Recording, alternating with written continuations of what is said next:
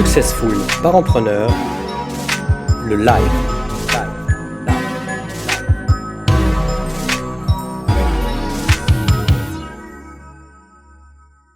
Un petit coucou à Frédéric et puis Lise qui nous ont rejoints également.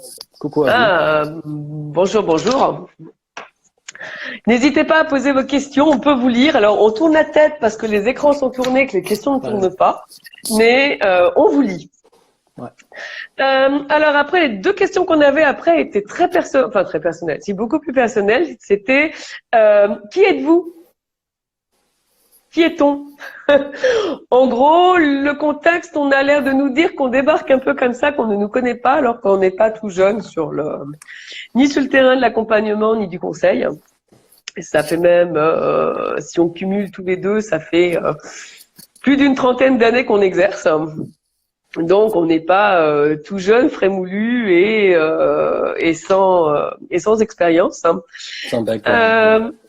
Voilà, je pense que, en effet, il y a des parcours. Moi, on m'a demandé ce que je faisais entre la traduction, l'accompagnement. Voilà, je pense qu'on va essayer de éclaircir un peu toutes ces zones. Tu commences, Mickaël? Qui est Mickaël Pinto? Voilà. Qui est Mickaël Pinto? Il faut que je m'habitue parce que je m'entends un peu en double de temps en temps, donc c'est un peu déstabilisant. La voix, on parlera après. Ouais, non, mais bon, ça n'empêche que je m'entends toujours. Avec Dr Freud. Alors, qui suis-je? Je suis français, j'ai né en France, enfin, je suis né en France, plus précisément en Lorraine. Je vais pas être trop rentrer dans les détails, quoi. Je suis né en Lorraine. Ouais, bon, c'est ce que j'entends de temps en temps en Allemagne, mais c'est une autre histoire. Je suis né en Lorraine à la fin des années 70, donc en 78 pour être plus précis. J'ai grandi sur Nancy et en 99, j'ai décidé, suite à 12 mois de service militaire en Allemagne, de rester en Allemagne. Voilà. Je suis avec ma compagne depuis maintenant plus de 16 ans. C'est une Allemande. On s'est connus donc en 2003. Et là, on a perdu toute notre audience parce qu'il y avait des femmes qui étaient intéressées par ce bel. Ben voilà, on n'était personne. Ouais, non, mais bon, j'ai bien compris, elle fait partie aussi de la liste, donc je vais faire attention à ce que je dis et comment je le dis, pour ne pas devoir payer les pots cassés ensuite. Non, je plaisante, mais. D'accord, voilà. Donc j'arrête de plaisanter. Non, mais bon.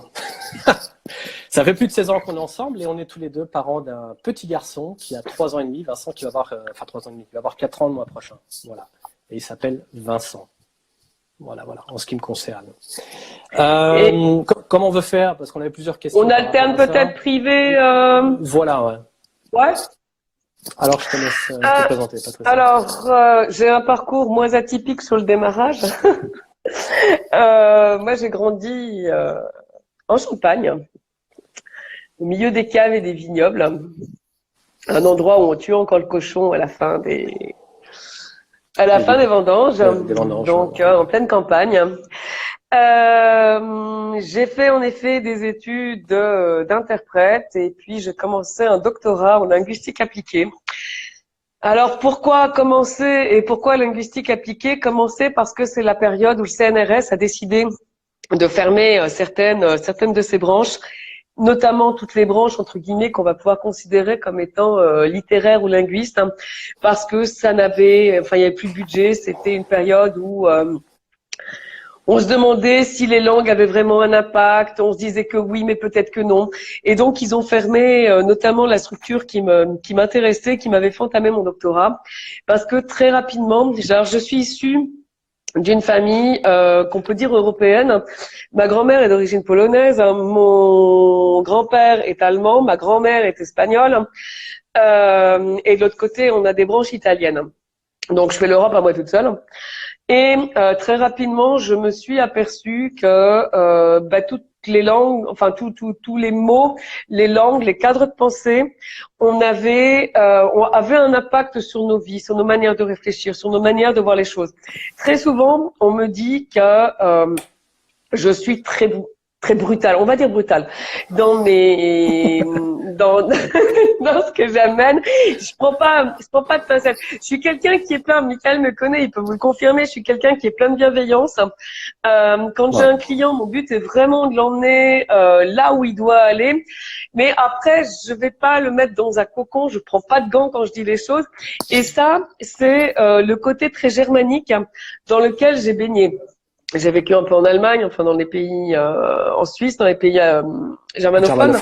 Ouais. Et mon grand-père avait cette structure et cette rigueur très allemande dans sa façon de faire, dans sa façon de penser. Et on m'a appris à dissocier amour, bienveillance, empathie et rudesse.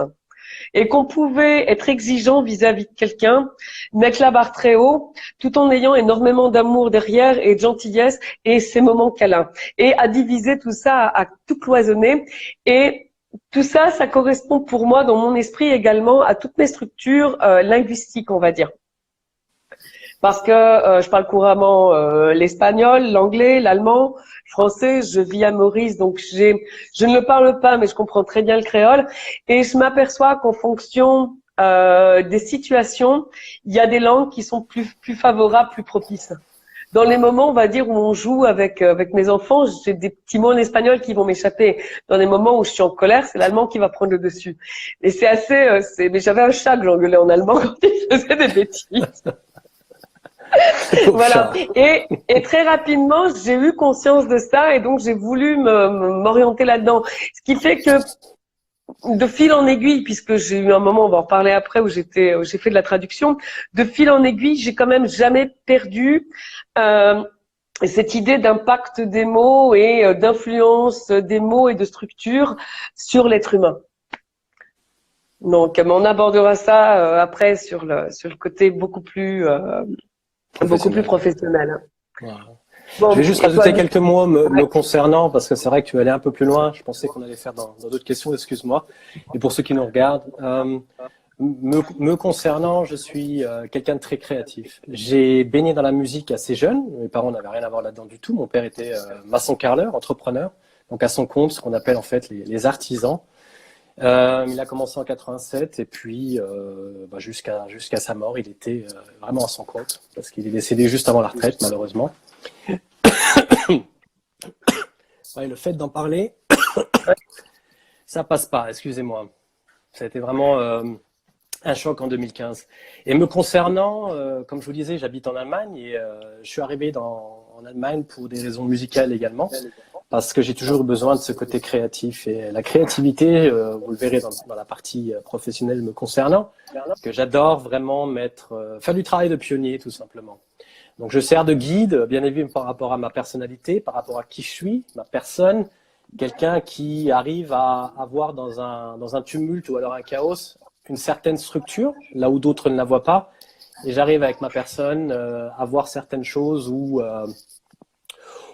alors, disons, à pouvoir penser 2-3 étapes à l'avance, de façon à pouvoir, de la manière stratégique ou simplement avec une manière innée, vous amener là exactement où vous voulez aller. Et moi, personnellement, je suis le bon exemple parce que j'ai pris pratiquement toutes mes grandes décisions en suivant mon intuition, sans le savoir à l'époque parce que je n'étais pas du tout spirituel. Là, Patricia pourra le confirmer parce qu'elle me connaissait à cette période-là. Voilà. En petit complément privé, je suis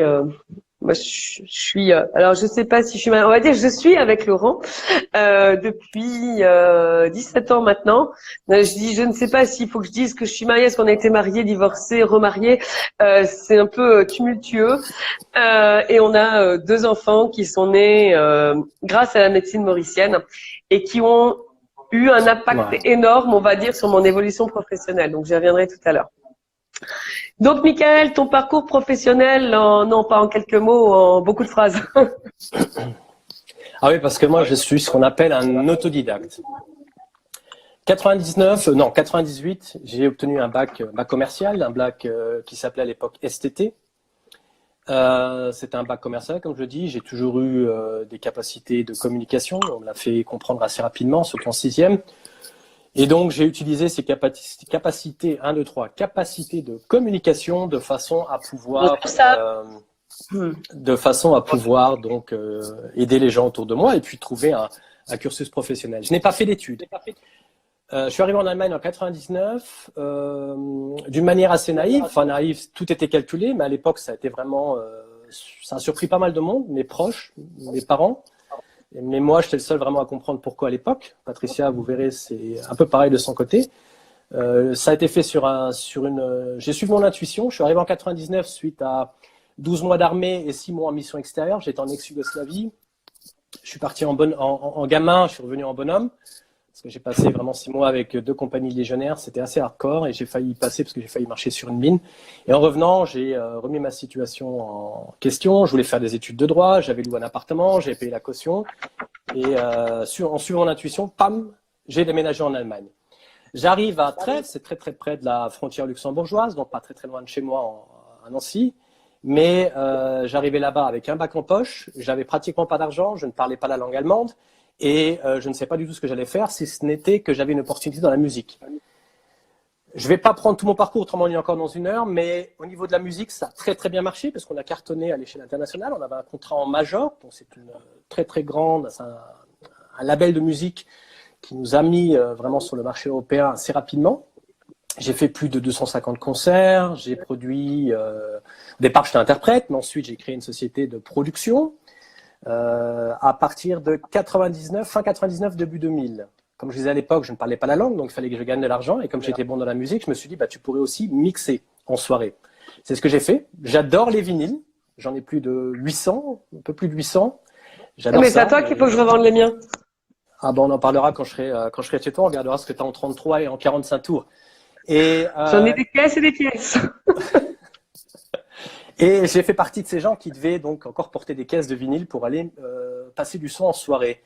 Et ce que je savais pas à l'époque, parce que j'étais vraiment nul en business, c'est qu'il fallait déclarer son activité, surtout en Allemagne, parce que j'arrivais. Et je me suis retrouvé donc à déclarer une activité sans vraiment vouloir être à mon compte. Et du coup, du jour au lendemain, je me retrouvais à mon compte et je mixais en soirée pour aller gagner un petit peu d'argent à côté. Comme je disais, je parlais pas l'allemand, donc j'ai vraiment commencé tout en bas en arrivant en Allemagne, alors que je voulais faire des études de droit, parce que je savais très bien que je n'étais pas bête à l'époque et puis que j'étais capable de faire pas mal de choses. Et je me suis retrouvé à travailler chez Pizza Hut. Toujours pas bête, il n'y avait pas qu'à l'époque. Non, mais c'est vrai que tu arrives dans un pays où tu parles pas la langue, un pays qui n'est pas le tien. Bien qu'on soit voisins, la mentalité allemande est complètement différente. C'est pas du tout la même. Française. Et on m'a dit, bah, écoutez, allez travailler chez Burger King ou alors chez Pizza Hut. Et je l'ai fait. J'ai travaillé en cuisine jusqu'à des fois 2-3 heures du matin à balayer les sols parce qu'on pensait que je n'étais pas capable de faire les pizzas parce que je n'étais pas capable de lire les images sur lesquelles il y avait des noms, comme des tranches de salami, ce genre de choses. Donc, vous vous imaginez. Mais bon, soit, j'ai accepté la chose de commencer par -10 et pas de commencer à 0 et je l'ai fait. Et puis, de fil en aiguille, je suis arrivé avec mes sociétés et en même temps, je voulais apprendre une profession. Donc, de chez Pizza Hut, je suis passé chez Foot Locker. Chez Foot Locker, je suis arrivé très rapidement en tant qu'assistant manager. En même temps, je postulais au Luxembourg pour, comme je vous disais, apprendre une profession à côté de mes activités professionnelles musicales.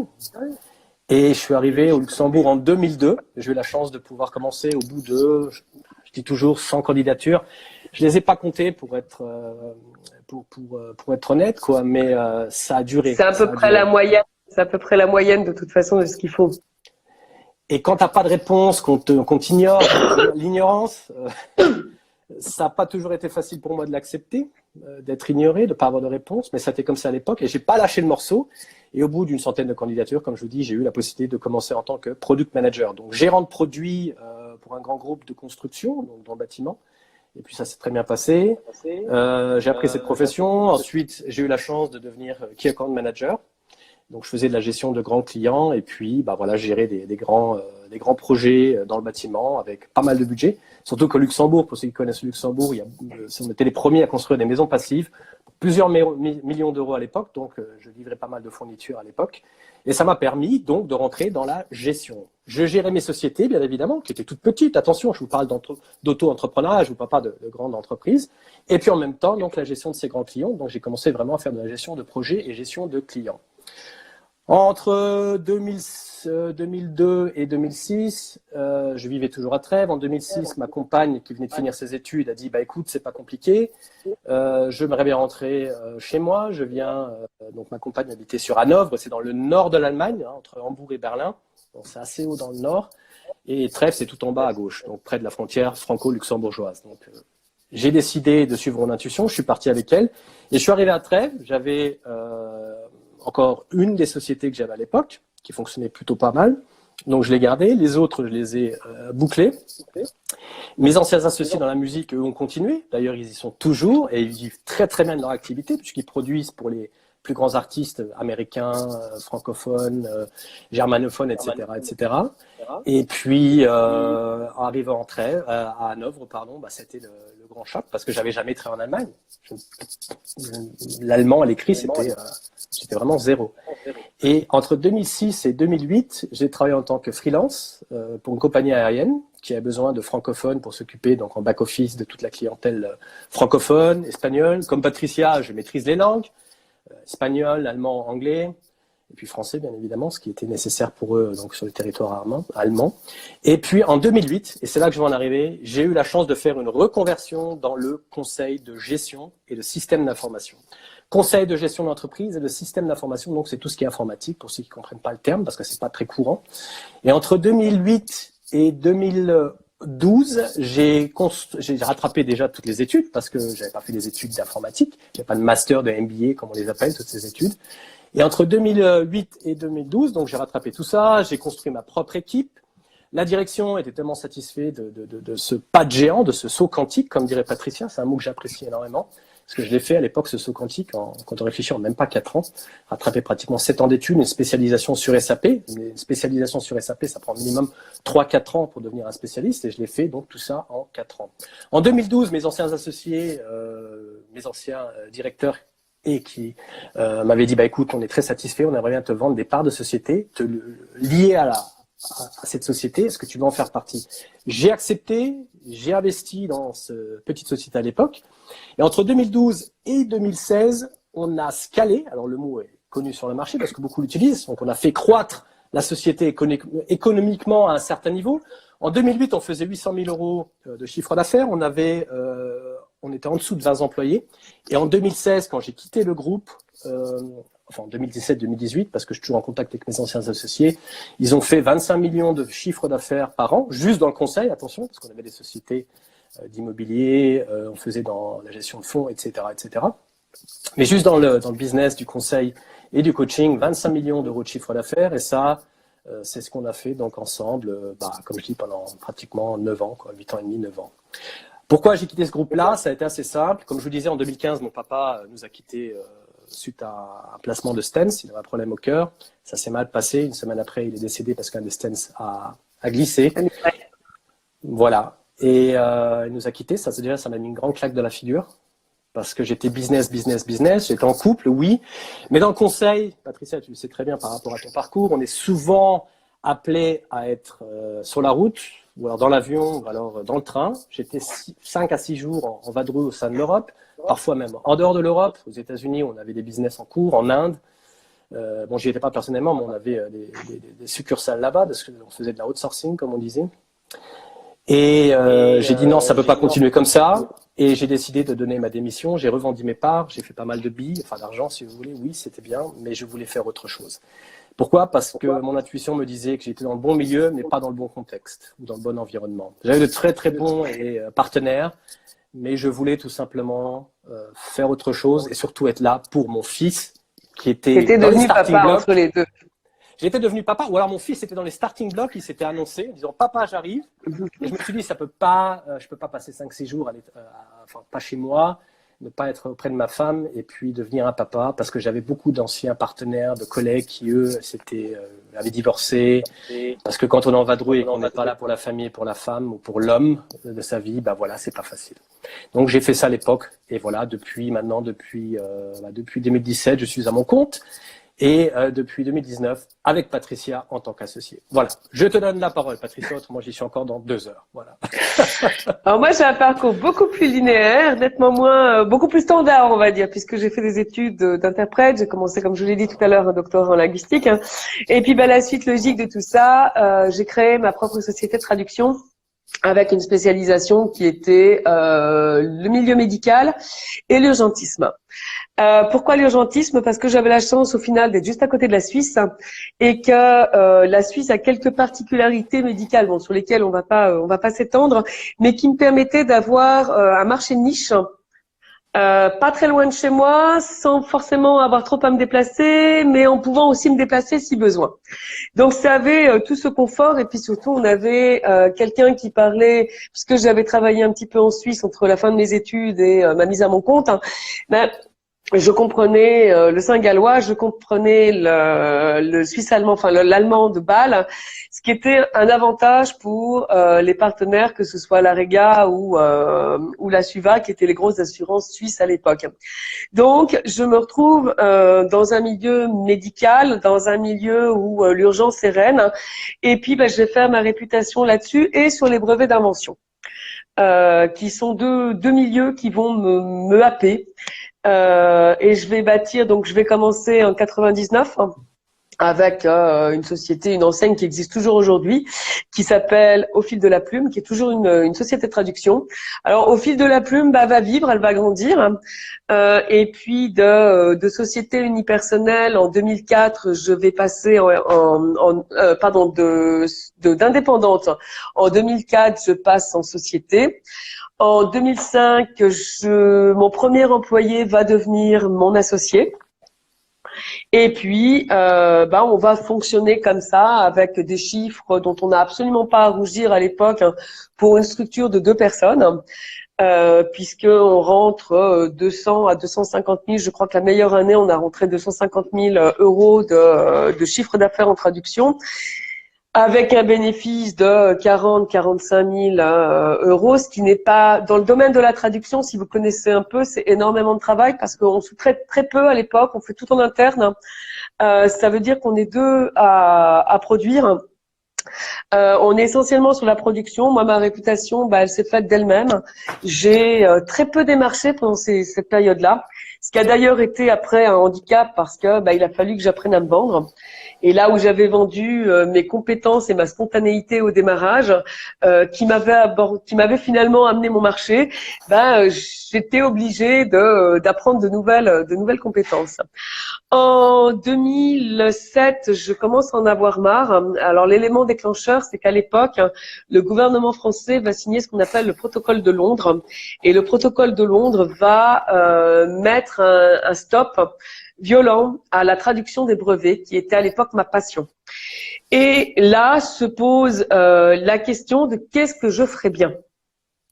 Alors au milieu de tout ça, j'accompagne quand même des chefs d'entreprise, notamment dans le milieu médical, dans des cadres d'interprétation de liaison, donc des conférences, des réunions informelles. Et souvent, je suis l'épaule sur laquelle on va se pencher. On va me raconter les petits problèmes de la vie quotidienne, les petits problèmes avec les associés, les petits problèmes de trésorerie, les gros problèmes de la société. Bref, au final, je deviens cette confidente qui est à l'extérieur de la société. Cette personne, finalement, comme tout interprète, hein, les interprètes sont là, on les entend, mais on les voit pas. Donc cette personne un peu de l'ombre à qui on va se confier, à qui on va parler.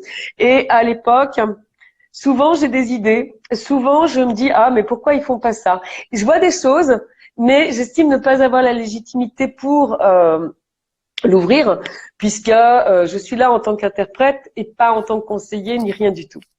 Et puis chemin faisant, il va s'accumuler tout un tas de choses dans le privé. C'est l'époque où j'apprends que je peux pas avoir d'enfant. Dans le pro, c'est l'époque où Christophe, qui est mon associé, m'annonce qu'il s'en va parce que lui aussi on a marre de la traduction. Et pour cause, on a des périodes de creux et on a eu des périodes où du 15 juin au 15 septembre, à l'époque, on bossait 16 à 18 heures par jour.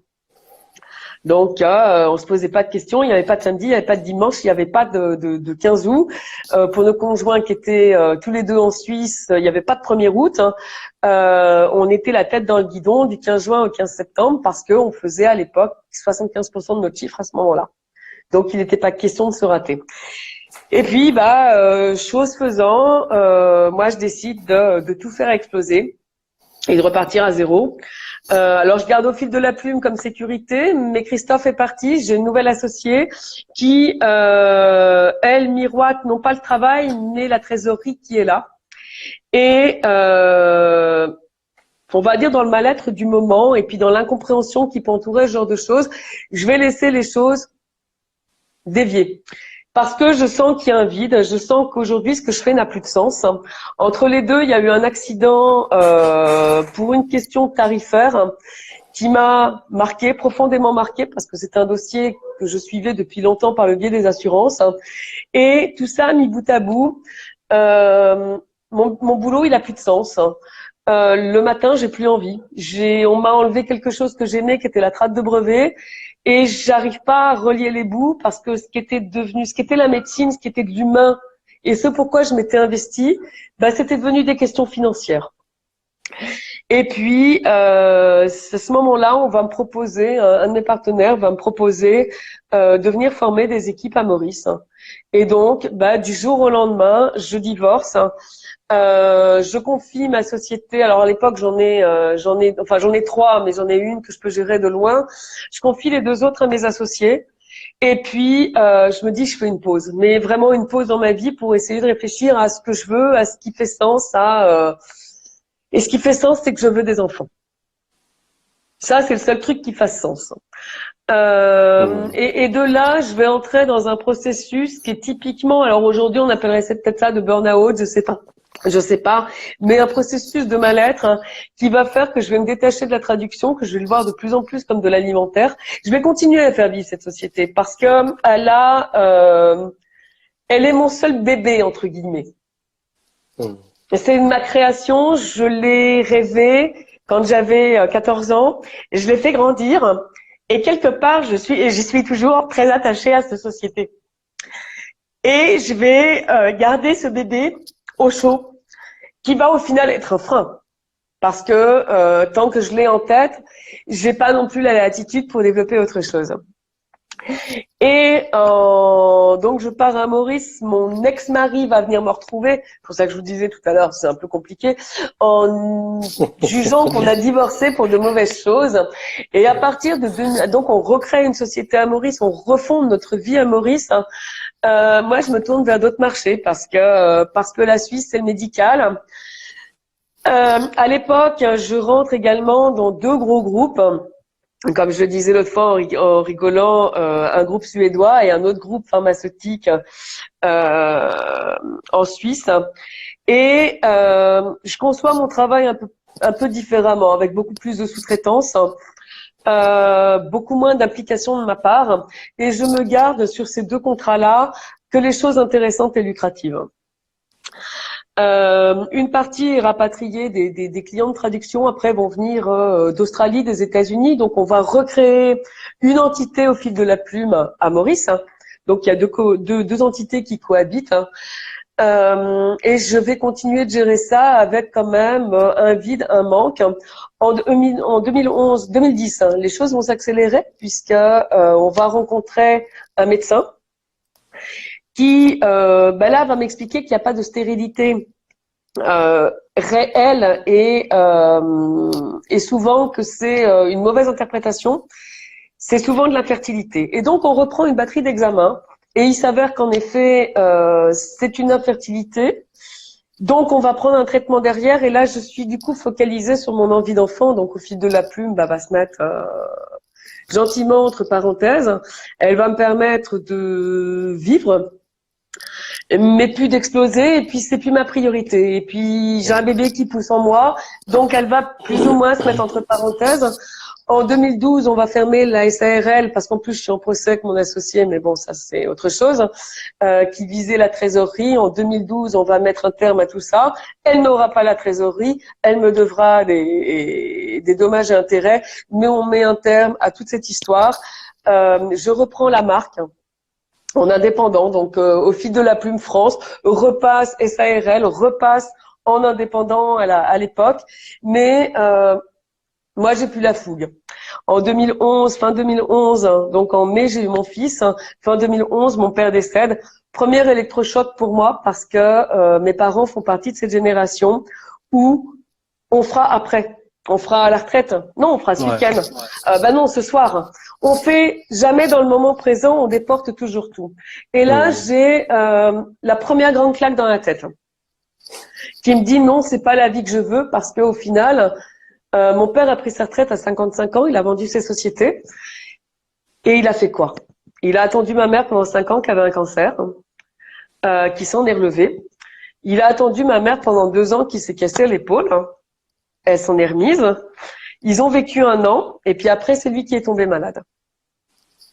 Donc au final, tout ça, ça va, je vais dire, s'embrouiller dans ma tête et me dire, ok, c'est bien, je fais de la trad, c'est génial, ça me bouffe 12 heures par jour, mais après j'ai quoi? J'ai un enfant qui est posé sur le côté de mon bureau et qui pleure, c'est pas la vie que je veux.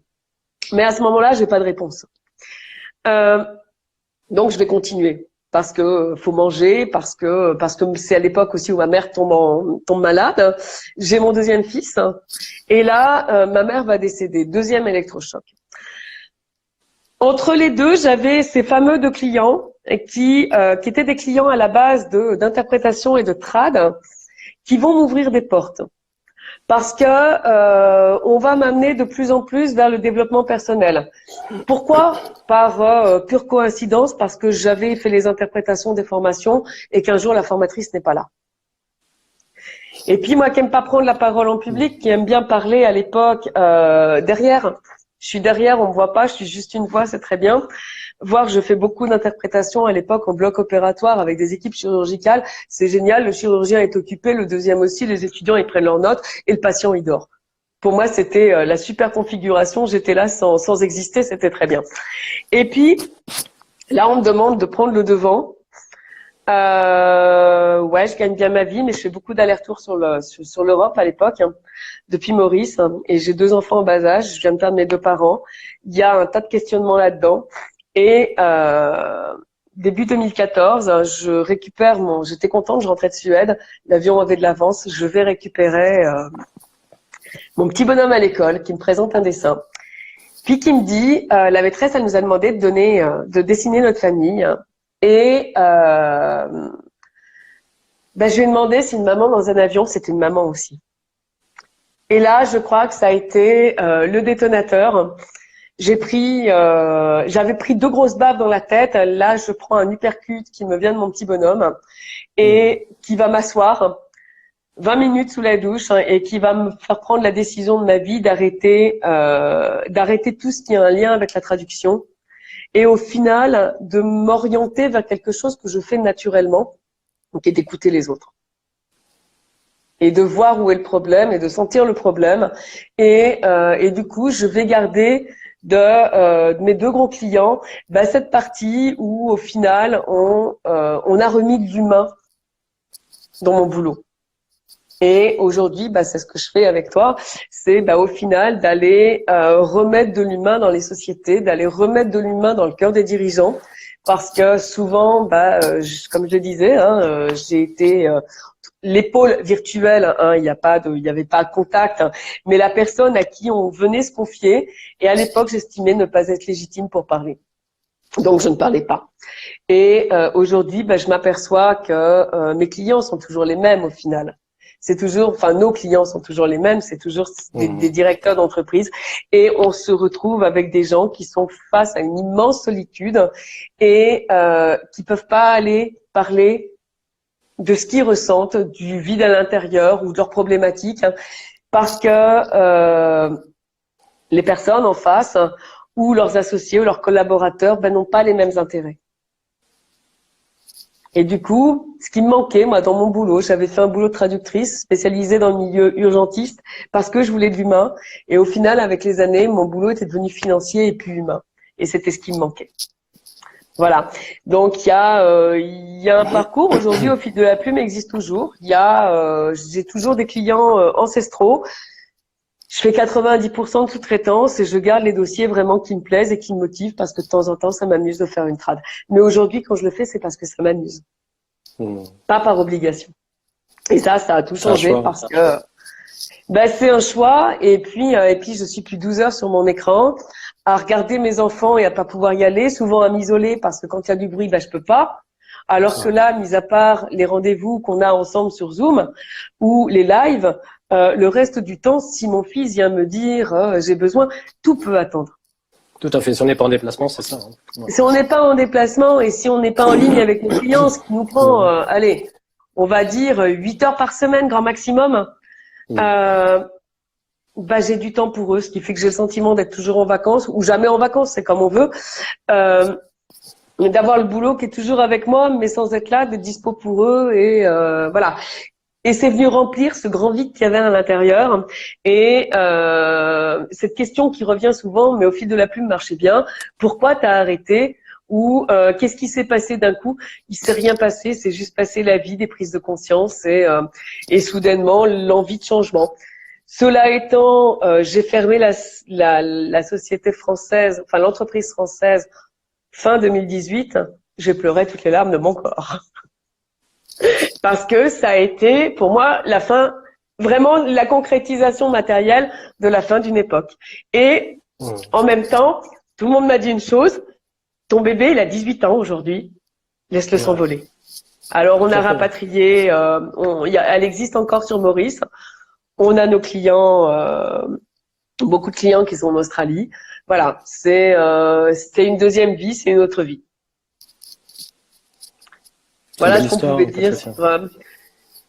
Ah, je sais pas si c'est une belle histoire. C'est l'histoire de, entre guillemets, de ma vie et de ce qui m'a amené là et de ce qui fait qu'aujourd'hui, c'est un monde que je connais parce que je l'ai observé. L'interprète, c'est souvent l'observateur. C'est souvent la personne dont on se méfie pas, qui entend, qui écoute et qui voit beaucoup de choses. Tout à fait. Et comme ça faisait partie de mon don de comprendre, j'ai gardé ça et je l'ai mis à profit différemment. Moi, c'était pareil à l'époque, hein, quand tu réfléchis en tant que consultant, en tant que commercial ou alors key account manager, on peut appeler ça comme on veut. En fait, c'est un commercial qui a des clients clés. Et ces grands clients clés, il faut déjà les acquérir avant qu'ils soient des clients clés. Donc, on fait de l'acquisition. Et puis, donc, on rentre un peu chez tout le monde. Hein. Je faisais du porte-à-porte à l'époque pour les grandes marques, que ce soit pour Wurt ou pour d'autres, comme je disais, sociétés luxembourgeoises à l'époque. Et puis, c'est vrai que, en rentrant, on rentre avec, on va dire, un esprit frais et un regard frais et nouveau sur les choses. Et déjà, à l'époque, je voyais des choses, en fait, qui me faisaient titiller dans ces entreprises. Et puis, c'est vrai que comme toi, ça m'a, au bout d'un moment, tu vois, alors que, comme je disais, avec la reconversion dans le consulting ou dans le conseil, comme on dit en français, ça s'est fait vraiment par une proposition d'une tierce personne. Un ancien ami d'école de ma compagne, dans une soirée, un anniversaire que je ne connaissais personne, est venu me voir et à la fin de la soirée, il m'a proposé cette reconversion. Mais c'est souvent ça. Ouais. C'est ça, je dis, moi c'était l'opportuniste. Non, je savais pas quoi faire. J'arrivais pas à joindre les deux bouts. Les mots, oui, ça avait leur importance. Écrire, oui, mais j'ai fini par m'enlacer parce que quand tu écris les mots des autres, au bout d'un moment, tu finis par plus arriver à écrire les tiens. Et puis à un moment donné, j'ai cette opportunité qui n'en est pas une, puisque j'ai une équipe qui est là, qui est mobilisée pour la journée, et le client me fait comprendre que si personne ne fait la formation, il paiera pas. Et moi, je fais le calcul en me disant, je dois 8 000 € là à mes traducteurs. Et si je suis pas payée, c'est sur le compte à Bibi. Alors même s'il y avait de la trésorerie. Donc c'est tout. Je saisis cette opportunité au vol et puis au final cette opportunité, elle va être révélatrice. Et c'est souvent ce que je dis aux clients, à nos clients, suivez votre instinct. Ouais. Parce que de toute façon, la vie, elle vous emmène là où vous voulez aller. Pas forcément là où vous dites qu'il faut aller, mais là où intérieurement vous voulez vraiment aller. Voilà, et si je suis mon parcours, c'est ça. Et si je suis mon parcours, Ça a toujours été ça. Je suis partie à Maurice. Quand je suis partie à Maurice, on m'a dit, qu'est-ce que tu vas faire à Maurice? Ben, j'en sais rien. J'ai une opportunité. Ouais, mais t'as une société. Je me souviens d'une discussion avec mon père sur le bord de la piscine où mon père, j'étais chez mes parents et mon père me dit, t'as une société qui fonctionne. Vous avez fait 250 000 euros de chiffre. Qu'est-ce que tu vas partir à l'étranger? Tu connais rien, tu y es jamais allé. Qu'est-ce que tu vas aller faire là-bas? Et la seule chose que j'ai à lui offrir ce jour-là, mon père, c'est je sais pas, mais je sais que c'est la bonne décision. Ouais, c'est un peu léger comme argumentation, mais à l'époque, c'est la seule chose que j'ai à lui donner. Et au fond de moi, je sais que c'est la bonne décision. Et rien ne me fera changer d'avis. Et comme de fait, sans ça, aujourd'hui, j'aurais pas 2 enfants. Tu n'aurais pas la vie que Donc, et j'aurais pas non plus la vie que j'ai. Alors la vie peut-être, puisque je pense que j'aurais continué avec mes clients, mais j'aurais pas, non, pas l'environnement, et puis j'aurais surtout pas mes enfants. Et c'était ce qui me tenait, enfin ce qui me faisait horriblement souffrir, ce qui m'empêchait d'avancer, qui me forçait aussi à avancer, parce que j'ai toujours cru, depuis toujours, que quel que soit le problème, si on veut le résoudre, on le peut. Ouais. Après, il y a des obstacles, il y a des tas de choses, mais on peut le résoudre. Et c'est peut-être ce qui m'a conduit à me dire, ok, je suis stérile, je peux pas avoir d'enfant, bah j'en aurai quand même. Et j'avais ça en tête, et là où tout le monde me disait, t'es folle. Alors peut-être que c'était une forme de folie pour pas m'effondrer, mais il n'empêche que les circonstances ont fait qu'aujourd'hui, bah j'ai 2 enfants qui sont à moi, hein, qui sont sortis de moi, et voilà. Bon, bah, avec l'aide de la médecine bien sûr, mais n'empêche qu'on a trouvé une solution. Donc, et ça fait Excuse-moi. Oui. Non, vas-y. Non, mais je veux simplement dire, ça a fait de nous des parents-preneurs, tout simplement, quoi. Ça a fait de nous des parents-preneurs, et puis ça a fait de nous des gens qui sommes beaucoup plus reliés peut-être à notre intuition. Alors, c'est vrai qu'on paraît toujours un peu perché quand on parle d'intuition. Mais on a tous, oui, on s'est connus à l'époque, je te paraissais très perché, très hautement perché. Très perché. C'était pas un pommier, c'était un sapin, quoi, tout haut. Mais c'est vrai que on a ce lien, j'ai ce lien particulier à l'intuition, cette petite voix, mais qu'on a tous, hein, qu'on écoute. Il y a tous un moment dans la vie où vous avez fait un truc, vous saviez que c'était le bon truc, par contre vous étiez incapable de l'expliquer rationnellement. Et non, c'est pas drôle, Samantha. Et ça, ça s'explique pas. On sait que c'est bon, c'est que c'est le bon truc. Hein. C'est cette fameuse première impression qu'on peut avoir sur quelqu'un. Et c'est vrai que souvent, je vais emmener mes clients, y compris des patrons de grands groupes, vers ce genre de choses, parce que l'intuition, elle vous trompe pas. Et même si c'est pas rationnel, et même si on peut pas l'expliquer, comme je vous ai dit, au bord de la piscine avec mon père, seule réponse que j'avais, c'était la bonne décision. Moi, c'est pareil. Aujourd'hui, voilà, c'est ça. Quand tu regardes, et pourtant, je suis parti en Allemagne, à l'époque, on m'a bien fait comprendre. Enfin, en France, on m'a dit, mais tu parles pas la langue. Tu pars en Allemagne, tu parles pas la langue. T'as qu'un bac en poche. Hein, c'est un détail. T'as qu'un bac en poche. Les gens regardaient pas ce que j'étais capable de faire. Puis pas parler la langue, c'est un détail. Eh oui, bah, c'est un détail. Oui, c'est un détail, c'est vrai. Mais pour moi, c'était un détail. Mais pour les gens qui peut-être, je veux dire, c'était souvent des gens qui étaient de la génération de mes parents, qui avaient déjà un certain âge, même encore plus jeunes. Oui, il fallait que les choses soient déjà bien carrées, bien cadrées. Mais c'est comme ça qu'on est éduqué. Je veux dire, on nous apprend tout le temps. Si tu fais pas d'études, tu n'auras pas ça. Si tu n'as pas fait ceci, tu n'auras pas ça. Tu ne seras pas capable de faire ceci. Tu n'es pas ceci, tu n'es pas cela. Tu es ceci, tu es cela. Bla bla bla. Et en arrivant en Allemagne, de l'autre côté de la frontière, nouveau lieu de vie, c'est exactement la même chose. Mais comment tu vas faire?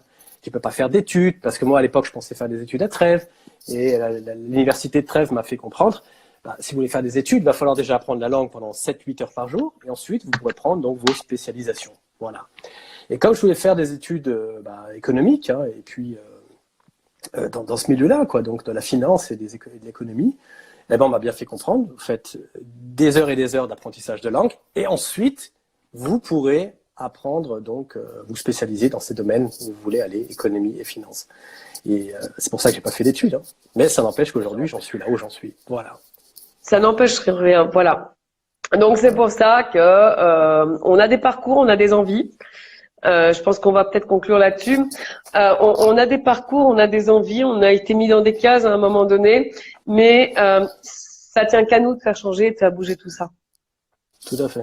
Quand il y a un vide à l'intérieur, il tient qu'à nous de se dire, OK, par quoi je veux le remplir, comment je le remplis. C'est pas aller le chercher ailleurs.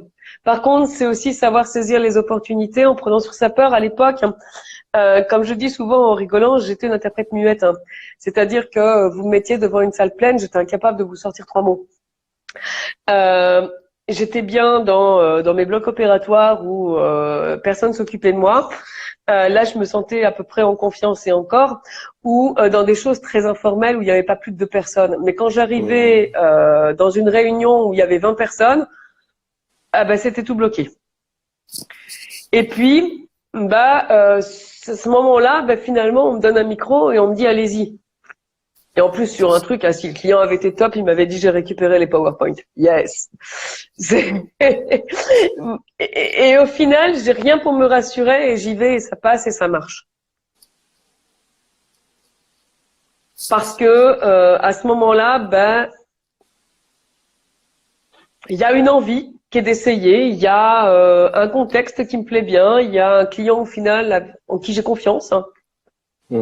Et puis voilà, la vie c'est des opportunités, c'est pas se mettre la tête dans le sable, faire l'autruche et se dire non ça je sais pas faire.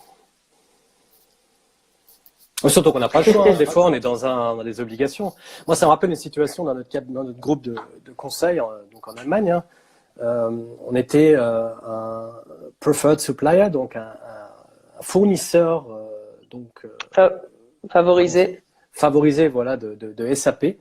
SAP qui est quand même un des plus grands fournisseurs de logiciels de gestion d'entreprise au monde. Et ils ont un très très grand centre de coaching et de formation pour tous les utilisateurs, pour tous les spécialistes, pour tous les coachs. Donc il y a des trainer, donc des coachs qui entraînent des coachs. Et j'allais pas dire à devenir des coachs parce que ça c'est le truc en ligne, mais là c'était encore dur. Je me suis retenu de le dire, tu l'as vu.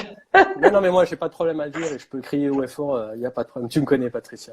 À ce niveau-là, j'ai pas de problème. Mais de l'autre côté, je veux dire tout simplement, je me retrouvais une fois, enfin je plaisante, mais c'était assez chaud parce que on était là donc en réunion de direction et on apprend qu'un collègue qui était donc spécialisé dans un module, et SAP a beaucoup de modules logistiques, de finance, milieu de l'énergie et tout ça. Et il y avait un collègue à nous, donc un de nos employés, qui était malade et qui devait tenir un très grand coaching avec plus d'une vingtaine de personnes. Et chez SAP, tu payes minimum 8 à 10 000 euros pour 3-4 jours de formation, quoi. Donc, ils attendent vraiment le roi devant. Et on s'est retrouvés, donc, en fait, là, en réunion de direction, et tout le monde s'est regardé, on disait qui c'est qui va sauter, qui c'est qui va prendre l'opportunité, qu'il va y falloir quand même qu'on résout le problème pour notre client, parce qu'on a dit qu'on prenait le coaching, mais employé X est malade, il peut pas y aller, qui c'est qui va sauter à sa place, enfin, qui va prendre sa place, quoi, je veux dire. J'ai du mal à m'exprimer, pardon. Et tout le monde se regarde, et moi j'étais un des plus jeunes partenaires à l'époque, donc dans les quelques partenaires qui étaient là à cette table de conférence, et j'ai dit j'y connais rien, mais j'y vais. Parce qu'il s'agit de la société et de sauver notre image, quoi. Donc on s'est dit qu'est-ce qui est mieux, ne pas y aller et de dire parce que si tu y vas pas, c'est quelqu'un d'autre qui le fera à ta place et après tu perds le cursus et t'es complètement viré. Ou alors tu dis écoute, on va essayer de sauver les pots cassés. Moi j'y vais le premier jour et je me suis retrouvé, c'est ça que je veux dire, je me suis retrouvé devant des gens, des spécialistes de la programmation, des managers, des gestionnaires de projets, des gens vraiment qui avaient plus d'une vingtaine, trentaine d'années d'expérience. Et je devais leur apprendre un truc, je connaissais très bien SAP, mais pas le module. Et comme je connaissais très bien SAP, parce que tout le monde ne cuisine qu'avec de l'eau, tout simplement, c'est ce qu'on dit en allemand, et je le traduis sur un. Et bien en fait, j'ai quand même réussi, j'ai rentré dans le mur dans la journée, c'est sûr, mais j'ai réussi à prouver que j'étais comme un spécialiste donc de la gestion et surtout sur SAP. Et c'est ça qui les a rassurés. Mais moi, ça a été ma plus grosse leçon. Et depuis, je suis vraiment devenu un coach parce que ça me plaît, tout simplement, entre autres. Et pas qu'un consultant. Voilà. C'est ce que je voulais dire, Patricia, par rapport à ça. On va conclure sur ces belles paroles qui, en gros, sont quand vous avez peur, allez-y. Élodie qui a écrit comme mon départ à La Rochelle. Oui, tout à fait. C'est pareil, c'était plein de peur et quand on a peur, on y va. Tout à fait, c'est la meilleure chose. C'est derrière ça que se cache en fait la réussite, tout simplement. La plus grande peur. Patricia. Oui, souvent. Enfin, pour moi, ça n'avait pas été une peur, là, ça avait été vraiment une question d'intuition. Mais après, Oui, c'est vrai qu'il y a eu une grosse interrogation et qu'est-ce que je fais?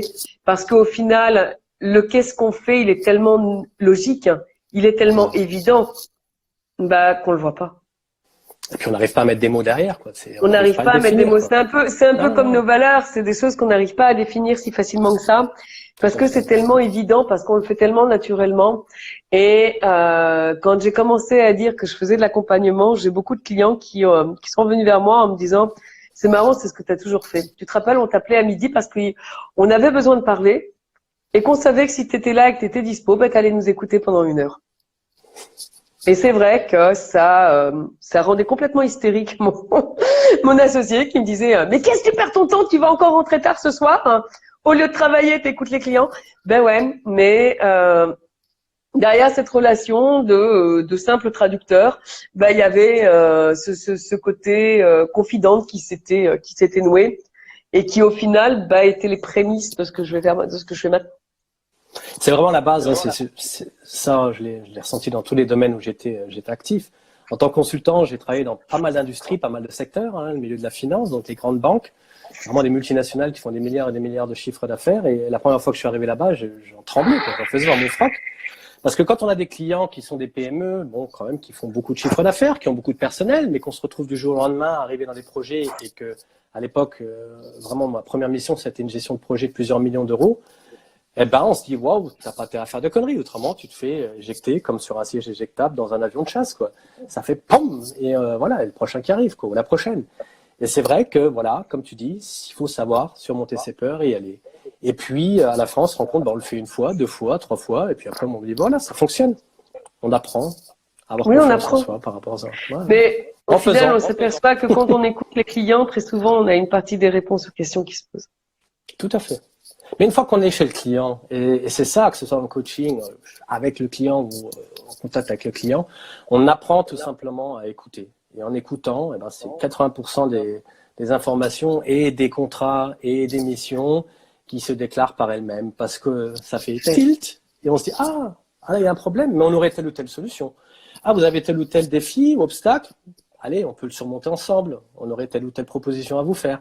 Et c'est comme ça qu'on travaille à l'heure actuelle, Patricia et moi-même, hein, avec les gens qui m'accompagnent. Je crois que nos amis de chez Instagram nous annoncent qu'on a trop parlé et qu'il reste que 21 secondes. Donc on va pas les 21 vexer. secondes, hein, on parle Ouais. trop sur. Ouais. C'est ça.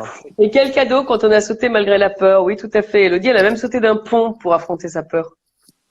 Respect. Elle a même sauté à l'élastique, hein. Ouais. Oui, respect. Ouais. Respect, voilà. On vous dit